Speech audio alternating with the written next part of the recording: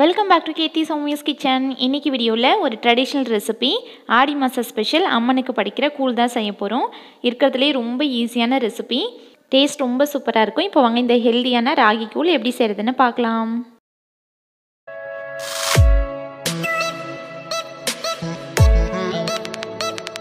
First கூழ் செய்கிறதுக்கு மாவு கலந்து வச்சுக்கலாம்.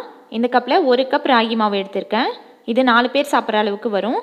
இப்போது இதில் இதே கப்பில் 4 கப் தண்ணி சேர்த்து இந்த மாவை கரைச்சிக்கலாம். இந்த மாவு கலக்கிறதுக்கு கொஞ்சம் தண்ணி எக்ஸ்ட்ரா வச்சு தான் செய்யணும். அப்போ தான் ராகி மாவு நல்லா வெந்து வரும். இப்போது ஒரு விஸ்க் வச்சுட்டு கட்டி எதுவும் இல்லாமல் நல்லா கரைச்சிக்கலாம். இந்த மாதிரி கரைச்சிக்கலாம். இந்தளவுக்கு நல்லா தண்ணியாட்டம் இருக்கணும். அப்போ தான் மாவு நல்லா வெந்து வரும். இப்போது இதில் இன்னும் 1 கப் தண்ணி எக்ஸ்ட்ரா சேர்த்துக்கிறேன். 1 கப் ராகி மாவுக்கு 5 கப் தண்ணி சேர்த்து கரைச்சி வச்சுருக்கேன். இதை விட தண்ணி நீங்கள் எக்ஸ்ட்ரா வேணாலும் சேர்த்துக்கலாம். இப்போ இதை எடுத்து வச்சுட்டு ஸ்டவ் ஆன் பண்ணி வானலில் இதே கப்பில் 2 கப் தண்ணி சேர்த்துக்கிறேன். தண்ணி நல்லா கொதிச்சதுக்கப்புறமா இதில் 2 டேபிள் ஸ்பூன் ஒரு 10 நிமிஷம் ஊற வச்ச அரிசி சேர்த்துக்கலாம். நீங்கள் இந்த மாதிரி அரிசி இப்போ வேக வைக்கிறதுக்கு பதிலாக ஆல்ரெடி சாதம் வடிச்சது இருந்துச்சுன்னா அதிலிருந்து 1/4 கப் அளவுக்கு சாதம் சேர்த்துக்கோங்க. இது நல்லா வெந்துருச்சு ஒரு 10 நிமிஷம். இப்போது இதில் நம்ம கரைச்சி வச்சுருக்க ராகி மாவு ஊற்றிக்கலாம். ஒரு டைம் கலந்துட்டு ஊற்றிக்கோங்க, இல்லைன்னா ராகி மாவு ஃபுல்லாக அடியில் இருக்கும். இப்போது இதில் ஊற்றிட்டு ஃப்ளேம் மீடியமில் வச்சுட்டு இந்த மாதிரி கை விடாமல் நல்லா மிக்ஸ் பண்ணி விட்டுக்கிட்டே இருக்கணும். கலந்து விடாமல் அப்படியே விட்டுட்டோன்னா ராகி மாவு ஃபுல்லாக அடியில் செட்டில் ஆகி கட்டி விழுந்துடும். அதனால் இந்த மாதிரி கலந்து விட்டுக்கிட்டே இருக்கலாம். இப்போ பாருங்கள், ஒரு 5 மினிட்ஸ்க்கு அப்புறம் இந்த மாதிரி நல்லா திக்காக இருக்குது.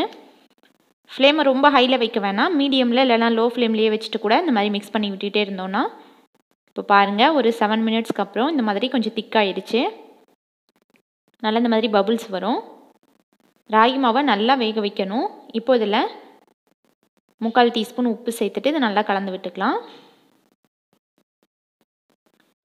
இப்போது ஒரு மூடி போட்டு ஒரு 3 நிமிஷம் இந்த மாதிரி கொதிக்க விட்டுக்கலாம். மேலே தெறிக்கும், பார்த்து சேஃபாக பண்ணிக்கோங்க. இந்த மாதிரி ஒரு 3 நிமிஷம் கொதிச்சதுக்கப்புறமா ஸ்டவ் ஆஃப் பண்ணிடலாம். டோட்டலாக இது வேகிறதுக்கு ஒரு 10-15 நிமிஷம் ஆகும். கூழ் இந்த மாதிரி செஞ்ச உடனே நல்லா திக்காக இருக்கும். இது நல்லா ஆற வைக்கணும். மார்னிங் செய்கிறீங்கன்னா மதியத்துக்கு இல்லைனா ஈவினிங்க்கு கூட நம்ம கூழாக கரைச்சி குடிக்கலாம். இது நல்லா கூழானதுக்கப்புறமா இதுலேருந்து கொஞ்சமாக எடுத்து பவுலில் சேர்த்துக்கிறேன். இந்த மாதிரி திக்காகவே குடிக்க முடியாது. இதில் தயிர் வெங்காயம்லாம் சேர்த்து மிக்ஸ் பண்ணி தான் குடிக்கணும். கொஞ்சமாக எடுத்துகிட்டு இப்போ இதில் தயிர் சேர்த்துக்கிறேன். தயிருக்கு பதிலாக நீங்கள் மோர் கூட சேர்த்துக்கலாம். ஒரு 3 டேபிள் ஸ்பூன் அளவுக்கு சேர்த்துட்டு இது கூட கொஞ்சமாக நறுக்கின வெங்காயம் சேர்த்துக்கிறேன்.